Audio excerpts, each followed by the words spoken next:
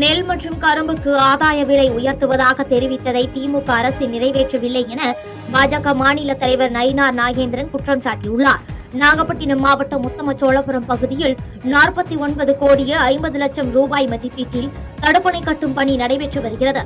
இந்த நிலையில் இதற்கு எதிர்ப்பு தெரிவித்து தடுப்பணையை பூதங்குடியில் கட்ட வேண்டும் என பூதங்குடி உள்ளிட்ட பகுதிகளைச் சேர்ந்த மக்கள் போராட்டத்தில் ஈடுபட்டு வருகின்றனர். இதற்கு ஆதரவு தெரிவித்து நாகூர் அடுத்த வாஞ்சூர் ரவுண்டானா அருகில் திமுக அரசை கண்டித்து அனைத்து விவசாயிகள் சார்பாக பாரதிய ஜனதா கட்சி தலைமையில் மாபெரும் கண்டன ஆர்ப்பாட்டம் நடைபெற்றது.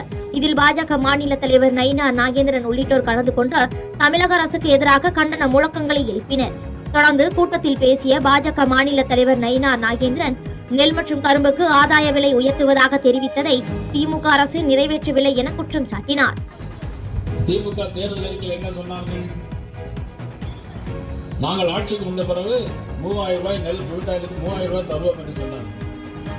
இதுவரையிலும் தந்திருக்கிறார்களா? இல்லை, 2500 ரூபாய் தருகிறார்கள். அதிலையும் இப்பொழுது ஒரு செய்தி வந்திருக்கிறது. எல்லா நெல் கொள்முதலையும் தனியாருக்கு கொடுக்கும் போது ஒரு செய்தி கூட வந்திருக்கிறது. தான் விவசாய சங்கத்தினை சேர்ந்தவர்கள் சிறிதரன் கூட என்று சொன்னார், இது தனியாருக்கு தாரைமார்க்கு இருப்பதாக அறிகிறோம். ஆக அதற்காக இன்னொரு போராட்டம் நடத்த வேண்டியும் இருக்குமே என்பது இதில் சொன்னார்கள். கரும்புக்கு 5000 ரூபாய் 4000 ரூபாய் 5000 ரூபாய் தருவோம் என்று சொன்னார்கள். இதுவரையும் தரவில்லை. நாட்டார்குடி கிராமத்தில் தலை துண்டிக்கப்பட்டு விவசாயி கொலை செய்யப்பட்ட சம்பவம் பரபரப்பை ஏற்படுத்தியுள்ளது. சிவகங்கை அருகே உள்ள நாட்டார்குடி கிராமத்தில் சோனைமுத்து என்ற முதியவர் வசித்து வந்துள்ளார். விவசாயியான இவர் மர்ம நபர்களால் அரிவாளால் தாக்கப்பட்டு தலையை துண்டித்த நிலையில் கொலை செய்யப்பட்டுள்ளார். இதனையடுத்து போலீசார் அவரது உடலை மீட்டு குற்றவாளிகளையும் கொலை செய்யப்பட்ட நபரின் தலையையும் தீவிரமாக தேடி வருகின்றனர். சம்பவத்தின் போது அவருடன் இருந்த மற்றொரு விவசாயியான பாண்டி என்பவர் அதே மர்ம நபர்களால் தாக்கப்பட்டு தலையில் பலத்த காயமடைந்த நிலையில் சிவகங்கை அரசு மருத்துவக் கல்லூரி மருத்துவமனையில் அனுமதிக்கப்பட்டு தீவிர சிகிச்சை பெற்று வருகிறார். மேலும் மாவட்ட காவல் கண்காணிப்பாளராக பொறுப்பேற்ற சிவபிரசாத் சம்பவ இடத்திற்கு நேரில் சென்று ஆய்வு செய்தார். கடற்கரை பகுதிகளில் மீன்பிடி தொழில் செய்ய விடாமல் தடுக்கும் ஆக்கிரமிப்பாளர்கள் மீது நடவடிக்கை எடுக்க வேண்டும் என நாம் தமிழர் கட்சியின் சார்பில் கண்டன ஆர்ப்பாட்டம் நடைபெற்றது. ராமநாதபுரம் மாவட்டம் திருப்புல்லானி அருகே களிமங்குண்டு மற்றும் அதனை சுற்றியுள்ள கிராமங்களில் புராதன தொழிலாக மீன்பிடி தொழில் இருந்து வருகிறது. இந்த நிலையில் களிமண்குண்டு கடற்கரைக்கு செல்லும் வழியில் 22 பேர் கொண்ட கும்பலால் 100 ஏக்கர் நிலமானது ஆக்கிரமிப்பாளர்களால் ஆக்கிரமிக்கப்பட்டுள்ளது. இந்த நிலையில் அந்த பகுதியைச் சேர்ந்த மக்கள் கடந்த 6 மாதத்திற்கு முன்பு உயர்நீதிமன்றத்தை நாடி ஆக்கிரமிப்பை 6 வாரத்தில் அகற்ற வேண்டும் என்ற நீதிமன்ற ஆணையை பெற்று அந்த வழக்கிலும் வெற்றி பெற்றுள்ளனர். இதனையடுத்து தாசில்தார் எவ்வித நடவடிக்கையும் எடுக்காமல் 6 மாத காலமாக கிடப்பில் போட்டு வருவதாகவும், நடவடிக்கை எடுத்த நாம் தமிழர் நிர்வாகியான ஜெகதீஷ் என்பவர் மீது காவலர்களின் கண் முன்னே 5 பேர் கொண்ட கும்பல் தாக்குதல் நடத்தியதாகவும், நாம் தமிழர் கட்சியை சேர்ந்த 5 பேரின் மீதும் பொய் வழக்கு பதியப்பட்டதை ரத்து செய்ய கோரியும் நாம் தமிழர் கட்சியினர் போராட்டத்தில் ஈடுபட்டு செய்தியாளர்களுக்கு பேட்டியளித்துள்ளனர். விழுப்புரம் மாவட்டம் செஞ்சி தனியார் கூட்டரங்கில் யாதவர் மக்கள் இயக்கம் மாவட்ட நிர்வாகிகள் ஆலோசனை கூட்டம் மாவட்ட தலைவர் செஞ்சி சத்யா தலைமையில் நடைபெற்றது. இந்த ஆலோசனை கூட்டத்தில் யாதவ் மக்கள் இயக்கம் நிறுவன தலைவர் செங்கம் கு ராஜாராம் கலந்து கொண்டு சிறப்புரையாற்றினார்.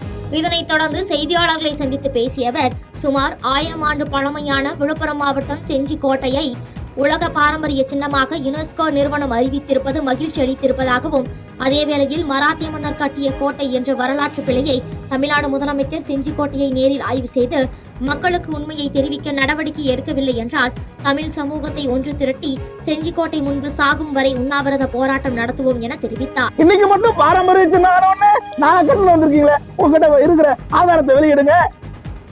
அப்ப இந்திய தொழில்துறை தவறா? எனக்கு ஒண்ணுமே புரியலைங்க.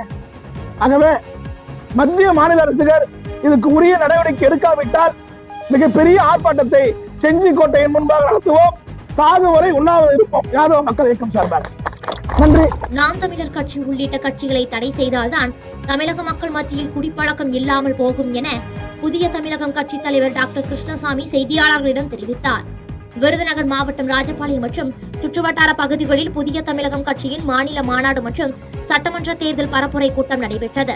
தென்காசி சாலையில் உள்ள மங்காபுரம் பகுதியில் டாக்டர் கிருஷ்ணசாமி புதிய தமிழகம் கட்சிக்கு ஆதரவு கேட்டு பரப்புரை மேற்கொண்டார். பின்னர் அவர் செய்தியாளர்களுக்கு அளித்த பேட்டியில், கல் உள்ளிட்ட மது போதைப் பொருட்களுக்கு ஆதரவு தரும் நாம் தமிழர் கட்சி உள்ளிட்ட கட்சிகளை தடை செய்தால்தான் தமிழகம் மக்கள் மத்தியில் குடிப்பழக்கம் இல்லாமல் போகும் எனவும், எனவே தமிழகத்தில் பூரண மதுவிலக்கை அமல்படுத்த வேண்டும் எனவும் வலியுறுத்தினார். சில அரசியல் கட்சிகள் கூட செய்யக்கூடிய பிரச்சாரத்தின் காரணமாக தான் இளைஞர்கள் இதுக்கெல்லாம் பலியாகிறாங்க. அதுபோன்ற அரசியல் கட்சிகளை தடையே செய்யணும். அப்பதான் மக்கள் மத்தியில் இந்த குடிப்பழக்கெல்லாம் போகும். எனவே தமிழ்நாட்டில் டாஸ்மாக் திறந்து விட்டதனுடைய விளைவாக மிகப்பெரிய கலாச்சார சீரழிவு ஏற்பட்டிருக்குது. ஆயிரக்கணக்கான லட்சக்கணக்கான இளைஞர்களுடைய உடல்நலம் பாதிக்கப்பட்டிருக்கிறது. அவருடைய வாழ்நாள் குறைக்கப்பட்டிருக்கிறது. ஈரல் கெட்டு, இதயம் கெட்டு, மூளை வரல் கெட்டிருக்கிறது. அவருடைய ஆயுசு காலம் கூட குறைஞ்சிருக்குது.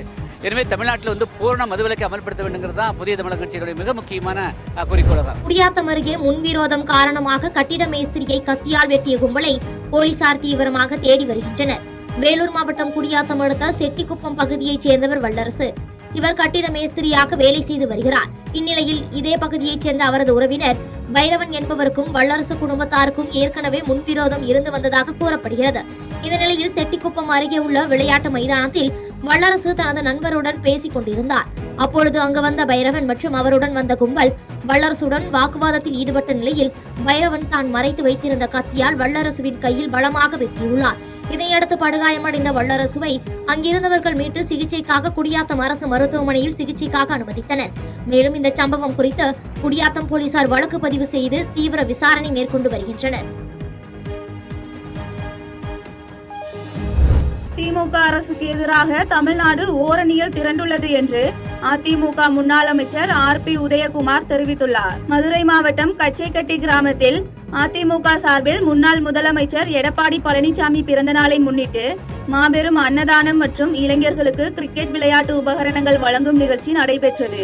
நிகழ்ச்சியில் முன்னாள் அமைச்சர் RP உதயகுமார் கலந்து கொண்டு அன்னதானம் மற்றும் இளைஞர்களுக்கு விளையாட்டு உபகரணங்கள் வழங்கினார். இதனைத் தொடர்ந்து நிகழ்ச்சியில் பேசிய முன்னாள் அமைச்சர் RP உதயகுமார், முதலமைச்சர் MK ஸ்டாலின் செல்லும் ஊர்களில் வரவேற்க யாரும் இல்லை என்று விமர்சித்த பின்னர் முன்னாள் முதலமைச்சர் எடப்பாடி பழனிசாமியின் மக்களை காப்போம் தமிழகத்தை மீட்போம் என 10 நாட்கள் மேற்கொண்ட பயணத்தை கண்டு முதலமைச்சர் ஆடி போய்விட்டதாக தெரிவித்தார்.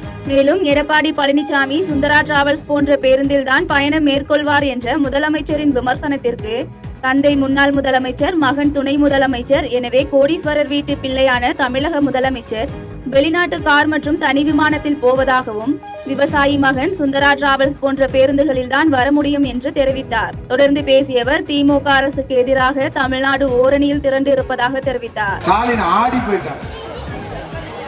அவர் சொல்றாரு, எடப்பாடியார் அவர்கள் சுந்தரா டிராவல்ஸ் என்ற ஒரு பஸ்ல வர்றாரு, வைத்தறிச்சல்ல வசப்படுறாரு.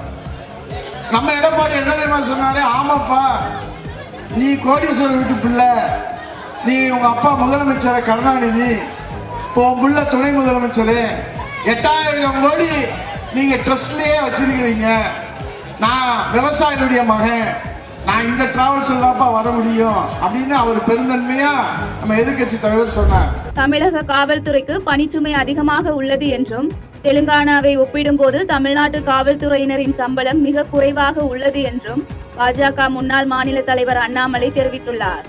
சென்னை விமான நிலையத்தில் பாஜக முன்னாள் மாநில தலைவர் அண்ணாமலை செய்தியாளர்களை சந்தித்தார். அப்போது மடப்புரம் கோயில் காவலாளி அஜித்குமார் கொலை வழக்கு குறித்த கேள்விக்கு சிபிஐ விசாரணையில் அஜித்குமாரை கைது செய்த காவல்துறையினர் அந்த வாகனத்தின் நம்பர் பிளேட்டை மாற்றி இருப்பது தெரிய வந்துள்ளதாக கூறியவர், சிஸ்டத்தை காப்பாற்ற வேண்டிய அதிகாரிகளே தவறு செய்வதாக குற்றம் சாட்டினார். மேலும் தமிழக காவல்துறைக்கு பணிசுமை அதிகமாக உள்ளது என்றும், தெலுங்கானாவை ஒப்பிடும்போது தமிழ்நாட்டு காவல்துறையினரின் சம்பளம் மிக குறைவாக உள்ளது என்றும் கூறியவர், காவல்துறை மீது உள்ள பணிச்சுமை மற்றும் மன அழுத்தம் ஆகியவற்றை குறைக்க முதலமைச்சர் நடவடிக்கை எடுக்க வேண்டும் என கேட்டுக்கொண்டார். மேலும் பேசியவர், பாஜக யாரையும் ஏமாற்றுகிற கட்சி இல்லை என்றும், அதே நேரத்தில் ஏமாறுகிற கட்சி இல்லை என்றும் கூறியவர், கூட்டணி அமைத்ததில் தனக்கு பங்கு இல்லை என்று தெரிவித்தார். தொடர்ந்து போலீசாரால் கைது செய்யப்படும் குற்றவாளிகளிடமிருந்து திருடப்பட்ட பொருட்களை கைப்பற்ற முடியாதது குறித்த கேள்விக்கு தமிழக அரசு ஒரு திட்டத்தை தீட்டி அதன் மூலம் குற்றவாளியை கண்டுபிடித்து பொருட்களை கைப்பற்ற முடியவில்லை என்றால் அந்த இழப்பீட்டை அரசு வழங்க வேண்டும் என கருத்து தெரிவித்தார். பாரதிய ஜனதா கட்சியை பொறுத்தவரை நாங்கள் யாரையும் ஏமாற்றுகின்ற கட்சி கிடையாது, அதே நேரத்தில் ஏமாறக்கூடிய கட்சியும் கிடையாது. பாரதிய ஜனதா கட்சிக்கு ஒரு தன்மை இருக்கு, நாங்கள் யாரையும் ஏமாற்ற மாட்டோம், நாங்கள் யாரையும் அடிச்சு பிடுங்க மாட்டோம், நாங்கள் எந்த கட்சியும் கீழே தள்ளி நாங்கள் வளர வேண்டும் என்று நினைப்பதில்லை. அதே நேரத்தில் நாங்களும் ஏமாற மாட்டோம்.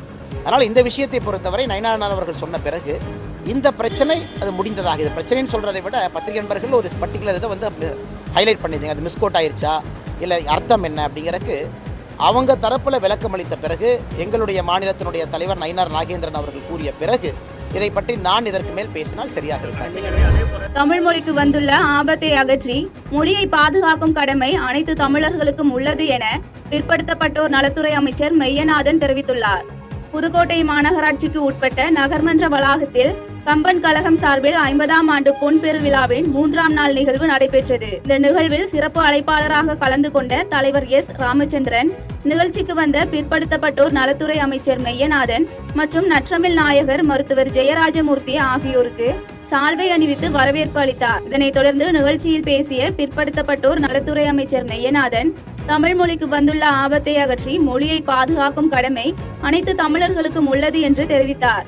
மேலும் கம்பன் கழகம் அதனை முன்னெடுத்து செல்வதாக பெருமை சேர்த்தார். இந்த நிகழ்ச்சியில் சட்டமன்ற உறுப்பினர் மருத்துவர் முத்துராஜா மற்றும் முன்னாள் சட்டமன்ற உறுப்பினர் கவிதை பித்தன் உள்ளிட்ட கம்பன் கழக நிர்வாகிகள் ஏராளமானோர் கலந்து கொண்டனர்.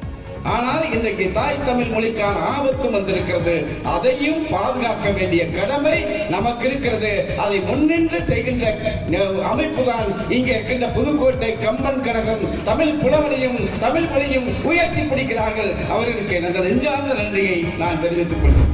வேளாண்டிபாளையம் பகுதியில் தடுப்பூசி போடப்பட்ட 49 நாட்களே ஆன ஆண் குழந்தை உயிரிழந்த சம்பவம் அப்பகுதியில் சோகத்தை ஏற்படுத்தியுள்ளது. கோவை மாவட்டம் வேளாண்டிபாளையம் பகுதியைச் சேர்ந்தவர்கள் புவனேஸ்வரன் தனபாக்கியம் தம்பதியினர். இந்த தம்பதியினருக்கு 5 வயதில் ஒரு பெண் குழந்தையும் பிறந்து 49 நாட்களே ஆன ஆண் குழந்தையும் உள்ளனர். இந்த நிலையில் தனபாக்கியம் ஜூன் 1ஆம் தேதி பிறந்த ஆண் குழந்தைக்கு தடுப்பூசி போடுவதற்காக கே புத்தூரில் உள்ள ஆரம்ப சுகாதார நிலையத்திற்கு சென்றுள்ளார்.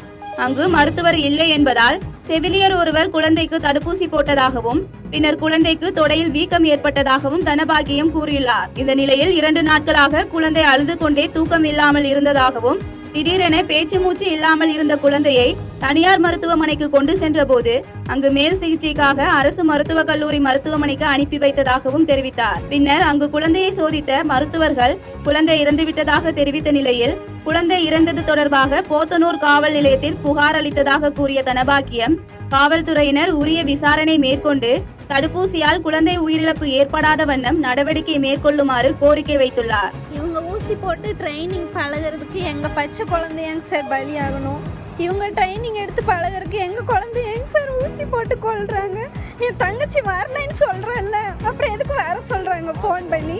நீ வந்து ஊசி போட்டே ஆகணும்னு சொல்லி கூப்பிட்டு ஊசி போட்டு இப்படி கொண்டுட்டாங்க சார்.